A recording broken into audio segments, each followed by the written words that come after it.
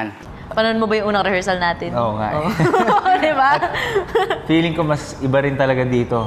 Kasi nung time na yun, nung hip-hop na yun, parang gigil kami ni Sofia. Gigil kami talaga. As in, compet mode talaga kami noon. Ito yung time na parang i-enjoyin lang namin. Enjoy na lang natin.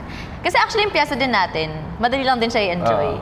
So yung popping kasi, medyo mabigat talaga siya sa katawan. Kasi ang sakit sa katawan eh. Sakit sa katawan. So yung story nung piyesa namin ngayon, ano lang, laugh-laugh lang. As in, comedic lang siya and very light.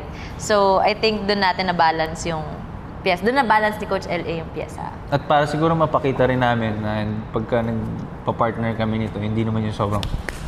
Diba? Kaya din natin mag-ano. Kaya rin enjoy. namin mag-enjoy, mag-have fun, magtawanan. Yes.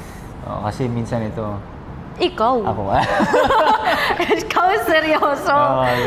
So, ayun ang bago namin siguro mapapakita. Yes. Para kahit papaano may, pwede rin pala yung ganun. As in, para kaming naglalaro lang dito. Oo.